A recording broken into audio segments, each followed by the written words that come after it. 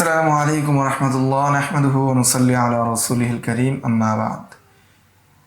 এই দর্সে আমরা 51 থেকে 55 নম্বর কায়দা নিয়ে আলোচনা করব।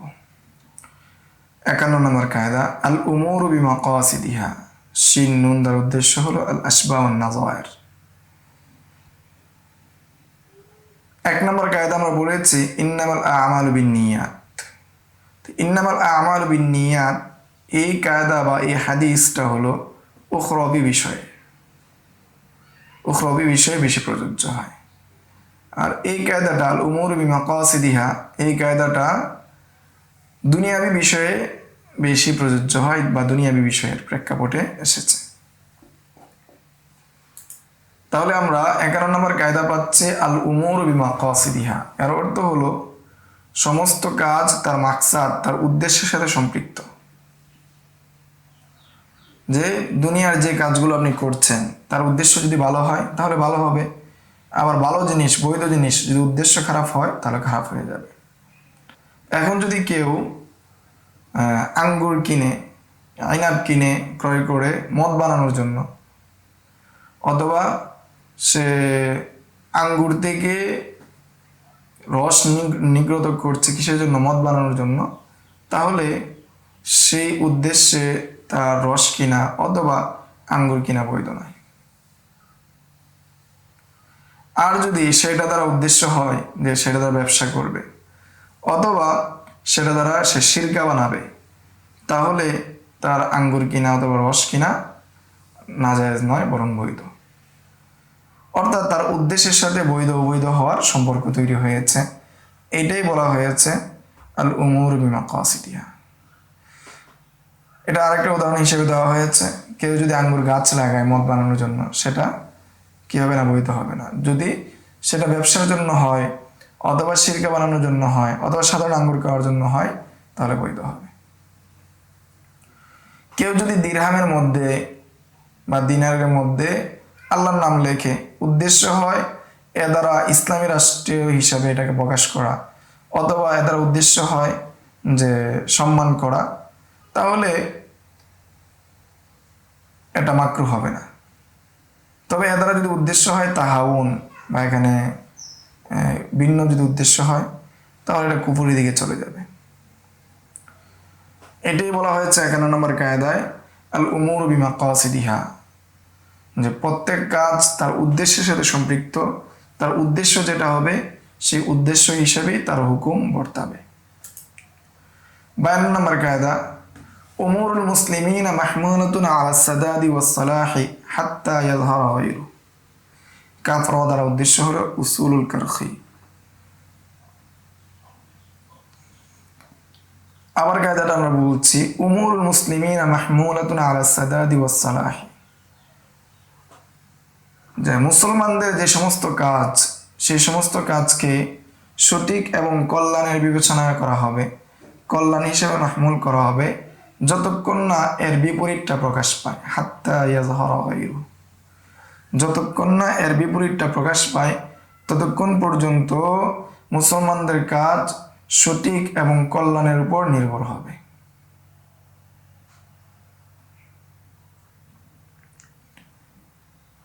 এর মাসলা হিসেবে উল্লেখ করা হচ্ছে, এর পুরোই মাসলা হিসেবে উল্লেখ করা হচ্ছে যে কেউ যদি 1 দিরহাম এবং 1 দিনার বিক্রি করে 2 দিরহাম এবং 2 দিনারের বিনিময়ে,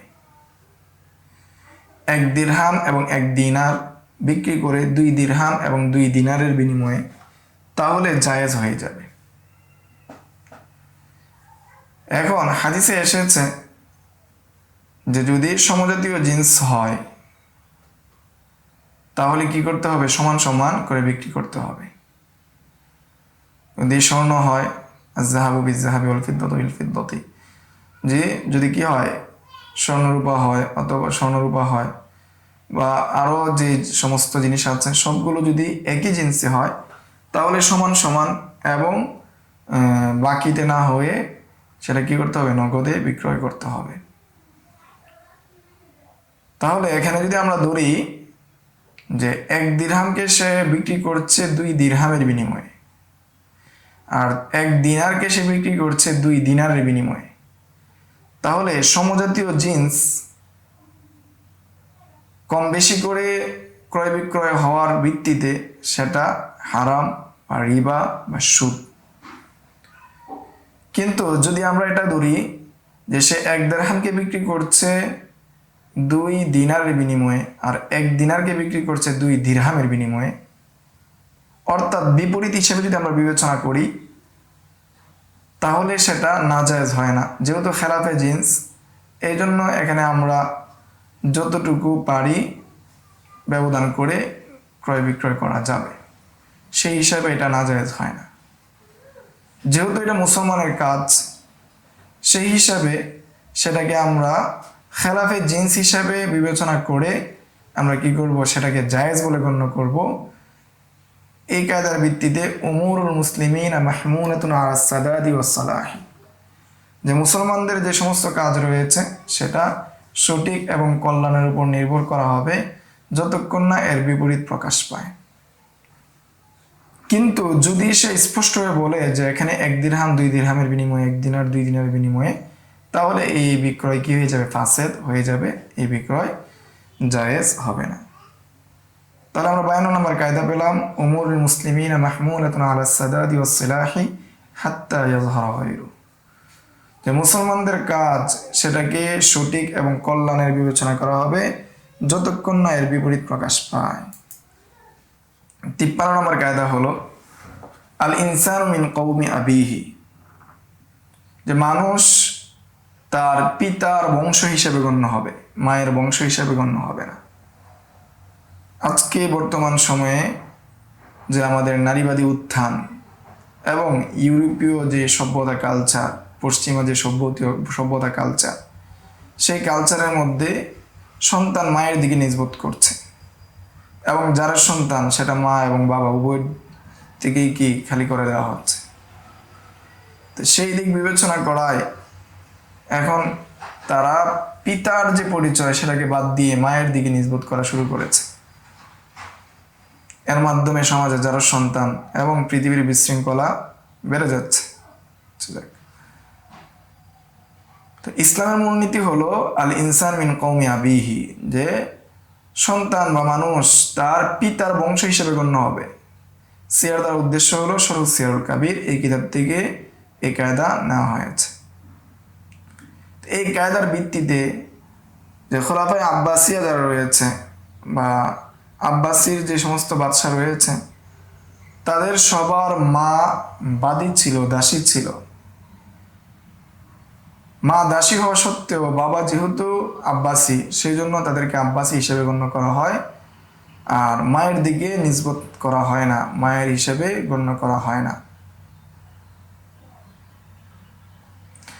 অনুরূপভাবে রাসূল সাল্লাল্লাহু আলাইহি ওয়াসাল্লামের ছেলে, যে ছেলে ছোট সময় মারা গিয়েছিল, তাকে কুরাইশি হিসেবে বিবেচনা করা হয় রাসূলের দিকে নিসবত করে, আর তার মা কুতাইবা যিনি ছিলেন তার দিকে কি করা হয় না, নিসবত করা হয় না।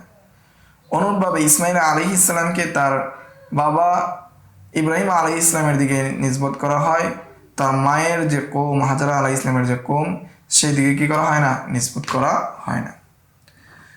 এটাই কায়দা আল ইনসানু মিন কওমি আবিহি, মানুষ তার বাবার বংশে কি হবে, পরিচয় পাবে, বাবার থেকে সে মিরাজ পাবে।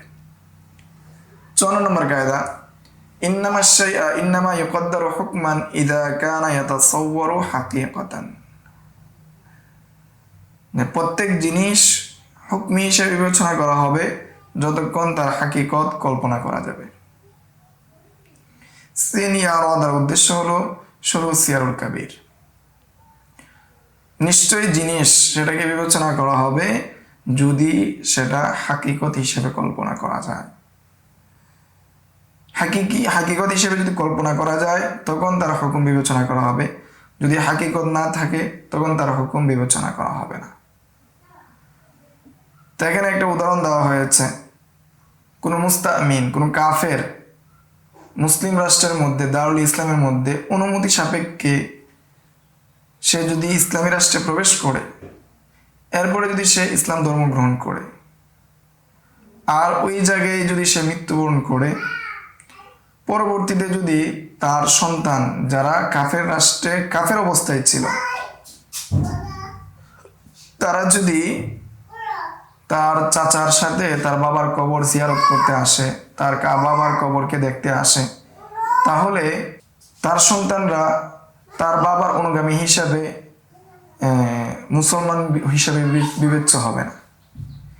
কেননা বাবা যদি জীবিত থাকতো, তার সন্তানরা যদি ছোট থাকতো, তাহলে তার বাবার অনুগামী হিসাবে, অথবা মাও যদি হতো তার মায়ের অনুগামী হিসাবে সন্তানরা মুসলমান বলে গণ্য হতো। কিন্তু বাবা যেহেতু মৃত্যুবরণ করেছে, হাকিকত নেই, সেই জন্য বাবার অনুগামী হিসাবে সন্তানদেরকে মুসলমান হিসেবে গণ্য করা যাবে না এবং সন্তানদেরকে দারুল ইসলামে রেখে দেওয়া যাবে না, বরং তাদেরকে দারুল হরবে বা দারুল কুফুরের মধ্যে ফিরিয়ে দিতে হবে। এটাই বলা হয়েছে ইন্না শাইআ ইন্নামা ইয়াকদ্দারু হুকমান ইযা কানা ইয়াতাসাওয়ারু হাকীকাতান, যে নিশ্চয়ই এমন জিনিস যেটার হাকিকতকে কল্পনা করা যায়, সেই হাকিকত অনুযায়ী হুকুম দেওয়া হবে, হাকিকত অনুযায়ী হুকুমকে বিবেচনা করা হবে। হাকিকতকে যদি কল্পনা না করা যায় তাহলে তার হুকুমকে কি করা হবে না, বিবেচনা করা হবে না। 55 নম্বর কায়দা হলো ইন্নামা তু'তাবারুল আদাতু ইযা তারাদাত আও গালাবাত,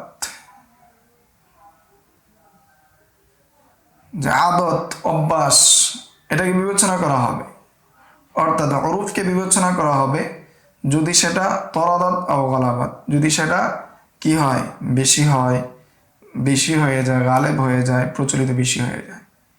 মিম জিম দ্বারা উদ্দেশ্য হলো আল মাজাল্লাতুল আহকামিল আদলিয়া, শিন নুন দ্বারা উদ্দেশ্য হলো আল আশবাহ ওয়ান নাযায়ের। এই দুই কিতাব থেকে এটাকে গ্রহণ করা হয়েছে। এই বিষয়ে আমরা বিস্তারিত আলোচনা করেছি শরহ আকুদ রাসমিল মুফতির মধ্যে। আপনারা চাইলে ওই জায়গা থেকে ভিডিওগুলো আবার দেখে আসতে পারেন। অর্থাৎ অরুফকে বিবেচনা করা হবে, যদি অরুফটা আম হয় তাহলে সে অরুফকে বিবেচনা করা হবে, ওই অরুফ অনুযায়ী ফতোয়া হবে, যদি সেটা নসের খেলাফ না হয়। আর অরুফে খাস, সেটার উপরেও খাসভাবে আমল করা যাবে। অরুফে যদি আম হয় সেটার মাধ্যমে নসকেও তাখসিস করা যাবে, অরুফে খাসের মাধ্যমে নসকে তাখসিস করা যাবে না। এর উদাহরণ হিসেবে এখানে দেওয়া হয়েছে যে কেউ যদি লেনদেন করে আর ওই শহরের মধ্যে যদি একাধিক মুদ্রার প্রচলন থাকে, যেমন বাংলাদেশের যে লেনদেন ধরে নেওয়া হলো এই জায়গার মধ্যে টাকার বিনিময়ে চলে, সাথে সাথে এই জায়গার মধ্যে ইন্ডিয়ান রুপিরও প্রচলন আছে, অথবা আমেরিকান যে ডলার রয়েছে সেই ডলারেরও প্রচলন আছে। এমত অবস্থায় যদি কেউ লেনদেন করে যে আমাকে 500 দিতে হবে, তাহলে অধিক প্রচলিত বা সমাজের মধ্যে যেটা বেশি রেওয়াজ, আমাদের বাংলাদেশ হিসাবে সেটা রেওয়াজ হলো কি টাকা, সেই টাকাটাই কি বিবেচনা হবে, সেই টাকাই দিতে হবে, যখন ইখতিলাফ হবে। কেননা সেটা সমাজের মধ্যে যেহেতু প্রসিদ্ধ, সেই হিসাবেই কি সেটা গণ্য হবে। আরেকটা উদাহরণ দেওয়া হয়েছে, সেটা হলো দুজন ব্যক্তি ব্যবসা করলো, একটা লেনদেন করলো, এখন সেটা মূল্য কখন পরিশোধ করবে সেই বিষয়ে কোনো ধরনের কথা হয়নি। এমত অবস্থায় ওই ব্যবসা বা ওই বাজারের মধ্যে যদি এটা রেওয়াজ থাকে যে প্রতি শুক্রবারে দিতে হয় অথবা প্রতি মঙ্গলবারে দিতে হয়, তাহলে ওই রেওয়াজ অনুযায়ী তাকে ওই মঙ্গলবারে অথবা ওই সোমবারে অথবা ওই শুক্রবারে যেটা রেওয়াজ রয়েছে, যেটা প্রচলিত রয়েছে, সেই প্রচলিত অনুযায়ী দেওয়া হবে, যদিও সেটা সে কি করে না, উল্লেখ করে না। লিআন্নাল মারুফ কাল মাশহুদ, কেননা প্রসিদ্ধ যেটা সেটা কি শর্তের মতোই, যেটা প্রসিদ্ধতা রয়েছে সেটা কি শর্তের নেই। তাহলে 55 নম্বর আমরা কায়দা পেলাম ইন্নামা তু'তাবারুল আদাতু ইযা তারাদাত আও গালাবাত, যে আদত বা অভ্যাস বা উরুফ সেটাকে বিবেচনা করা হবে, সেটা যদি কি ব্যাপক হয়ে যায় এবং সমাজের মধ্যে প্রচলন বেড়ে যায়, তাহলে সেটাকে বিবেচনা করা হবে, সে অনুযায়ী হুকুমের পরিবর্তনও আসবে। এই ছিল 51 থেকে 55 নম্বর কায়দা। আজকের দর্স এই পর্যন্তই। আসসালামু আলাইকুম ওয়া রাহমাতুল্লাহ। يؤتي الحكمة من يشاء ومن يؤت الحكمة